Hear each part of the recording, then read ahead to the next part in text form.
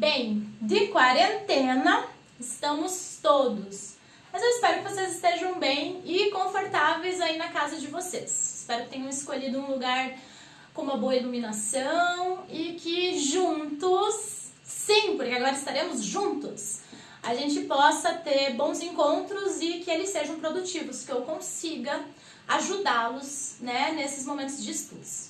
Então, o SPE com você, nesse momento, né, nesses nossos encontros, sempre vai tentar, vai buscar ajudá-los a continuar estudando e também, gente, para que vocês construam uma visão de mundo, tá? Uma boa visão de mundo, que é o que a geografia, ó, sempre tá lá conseguindo fazer com as pessoas. Tá, deixa eu me apresentar então. Eu sou a professora Viviane, Vivi, para as pessoas que convivem mais comigo, então já tô dizendo que tá liberado chamar pelo meu apelido.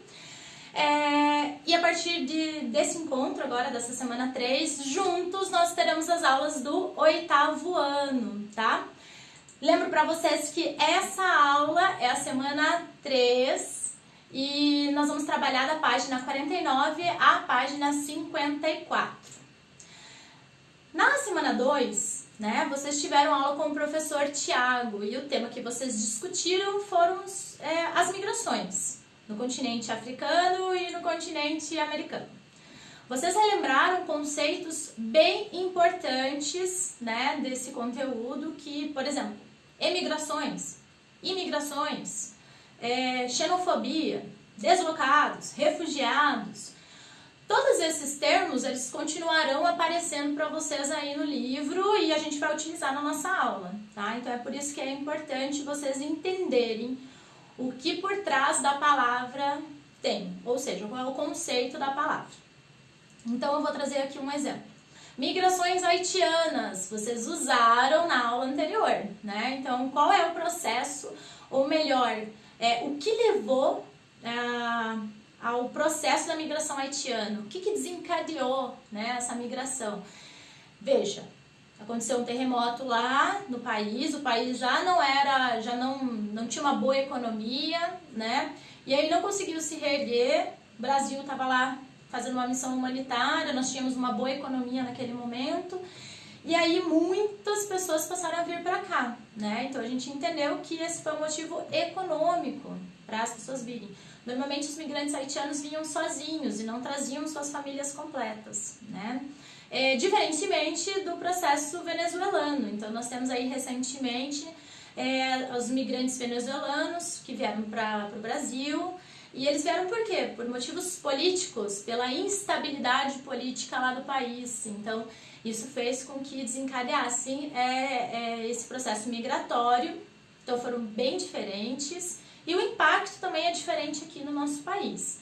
Então o motivo é diferente e as consequências também são diferentes. Por exemplo, a migração haitiana ela precisou de uma política muito maior, muito mais ampla, para receber esses migrantes, porque esses imigrantes passaram, né, eles se concentraram principalmente na região sul e sudeste, mas eles também ficaram em outras partes do país, né? Diferentemente dos venezuelanos, que em sua grande maioria permaneceram lá no estado de Roraima, mais próximo à Venezuela, né? Porque o desejo deles é do retorno. E acho que uma diferença também que eu vou relembrar aqui com vocês, que vai auxiliá-los lá para frente, é pensar que às vezes os migrantes eles vão sozinhos, né? E às vezes eles migram com a família inteira. Então são questões bem diferentes. Bom, tudo isso então falando desse contexto brasileiro nas migrações internacionais atuais, tá? Também falaram sobre, né, as migrações do continente africano, ou alguns exemplos atuais dessas migrações, né?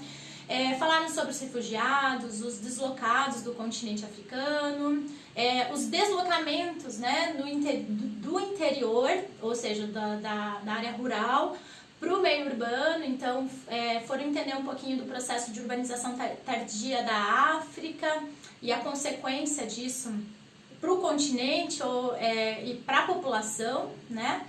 E já que falamos sobre isso, eu quero que vocês peguem comigo, por favor, então, página 49 lá do livro didático de vocês. Vou dar esse tempinho para vocês abrirem o livro lá, hein? Bom, gente, na parte superior da página 49, tá? Tem a seção Olhar Geográfico e eu quero chamar a atenção para vocês para o mapa que aparece lá do Sudão do Sul. Ele é o país mais novo do mundo, tá? Essa informação tá aí para vocês. E ele vive uma guerra civil desde 2013, na verdade o conflito é anterior, né? Mas desde 2013, quando o conflito realmente ganha espaço, tá? E entre 2013 até 2016, que é o dado que aparece aí para vocês, esse conflito ele gerou mais de 3 milhões de pessoas deslocadas à força, seja para outras áreas do próprio país ou para países vizinhos, tá? Sendo que a maioria das pessoas que estão deslocadas é composta por crianças e mulheres, tá? Então, pessoal, bem complexa essa situação. Bom, e nessa aula a gente vai falar sobre os migrantes americanos e africanos, as consequências das suas chegadas e saídas, ou seja, como esse fluxo gera uma consequência, seja para o país de origem, seja para o país receptor. Tá, então quando a gente está falando desses fluxos migratórios, veja, a gente está falando que há impactos, né, consequências. Eu diria que tem dois grandes impactos nesse processo, que é o impacto social e o impacto econômico, tá? Então são duas relações aqui que andam juntas. Nesse sentido, o que eu quero falar aqui com vocês então? O que a gente vai ver na nossa aula? A gente vai falar sobre a qualificação da mão de obra dessa população que está migrando, do mercado de trabalho, tá? A gente pode trazer um panorama tanto do país que teve a população saindo, como do país que está recebendo, tá? E aí a gente vai falar também sobre as remissões financeiras, tá? Quando eu falo de remissões financeiras, nada mais é do que o envio de dinheiro do migrante, tá? Do imigrante, para os seus familiares no local de origem. Então, lá na página 49 comigo, a gente tem informação que os fluxos migratórios, né, de americanos e africanos corresponde a uma parcela significativa dessas migrações que acontecem no mundo hoje, tá? Então a gente tem muita gente migrando mesmo.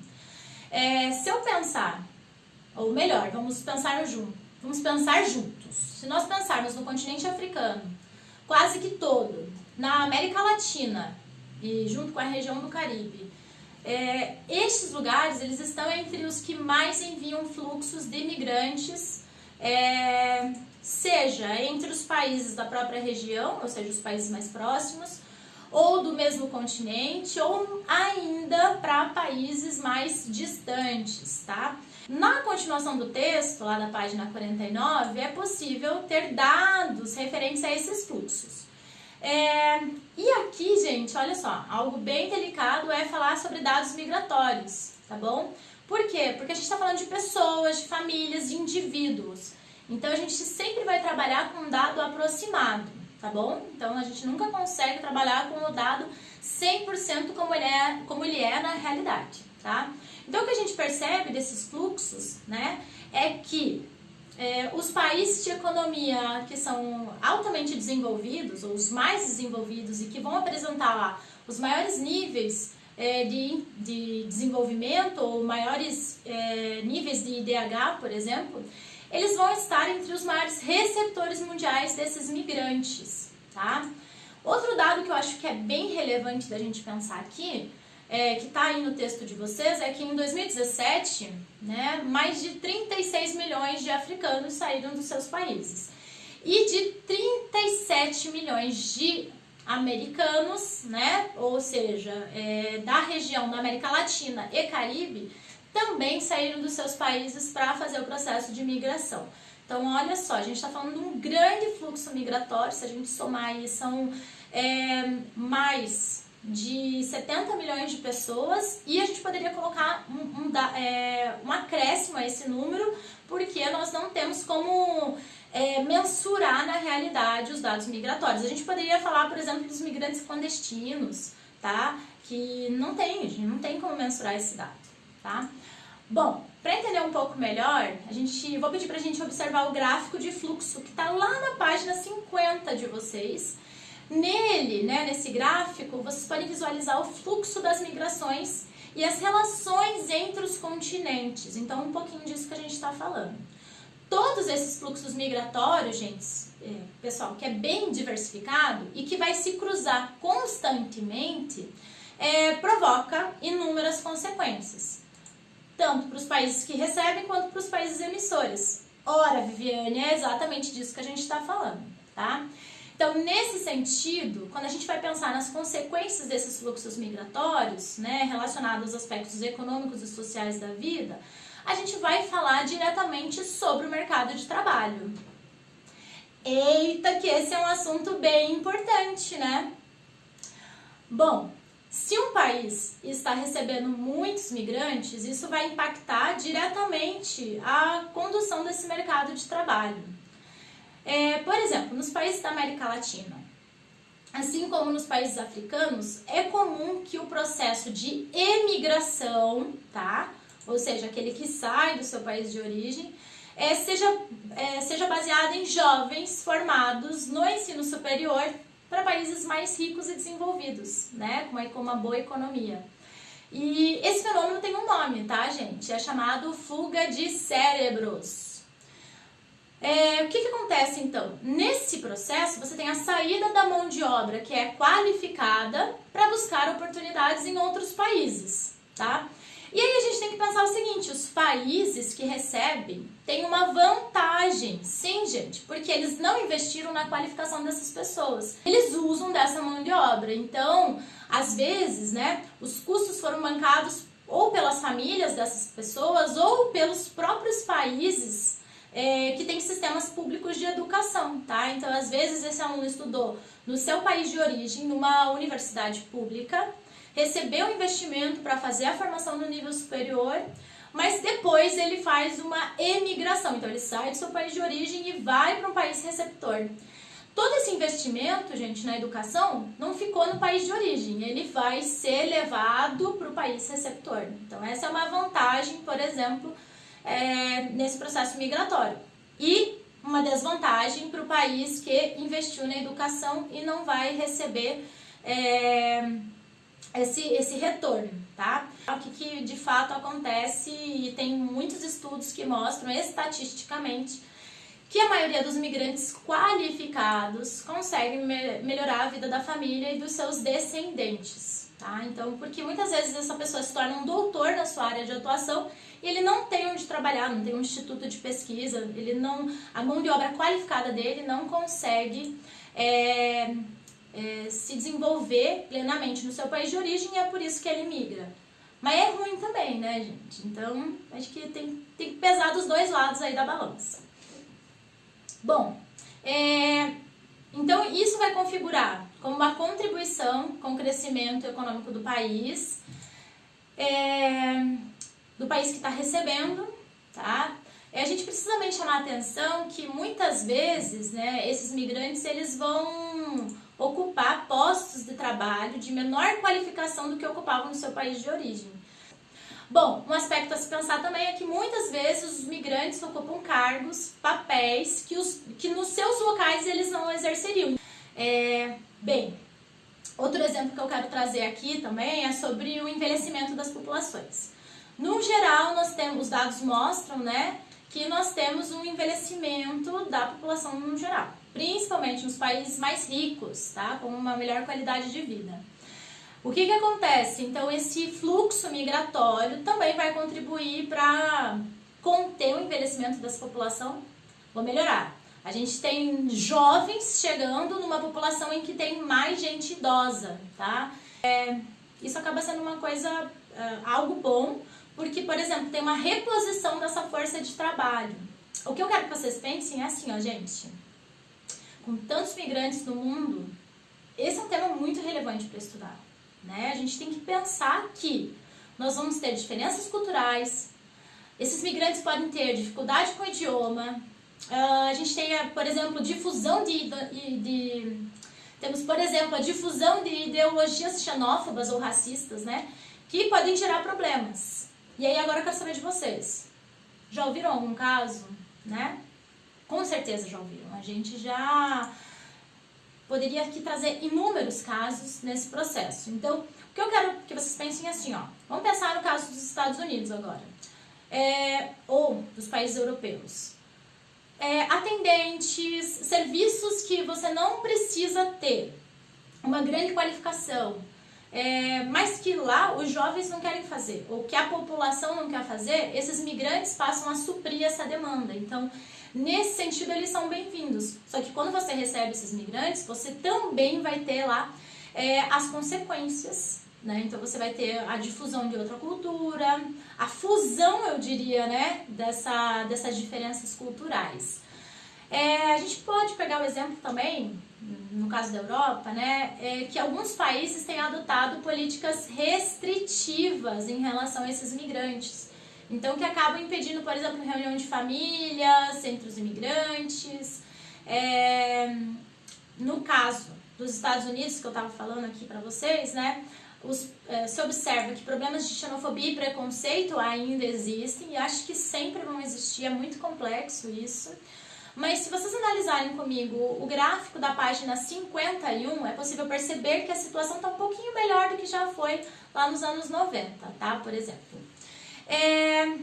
Na aula da semana 2, o professor Thiago comentou com vocês que os imigrantes haitianos faziam remessas de dinheiro para suas famílias. E esse também é considerado um dos impactos econômicos do contexto global sobre as migrações. Então, quanto de dinheiro fica no país que recebeu esse imigrante e quanto vai e movimenta o país de origem, tá? Então, as evidências é que estes impactos, né, sobre a economia, sobre os países desenvolvidos, praticamente não tem, tá? Mas tem um impacto muito expressivo no crescimento econômico dos países que são mais pobres, tá? Então, isso acaba gerando um benefício. Então, essa informação tá lá no mapa da página 52, tá? Em que alguns países americanos e africanos têm nas remissões financeiras dos seus emigrantes um recurso econômico de grande importância para o PIB nacional, tá bom? Bom, gente, agora eu vou pedir para que vocês organizem suas ideias na seção da página 53, tudo bem?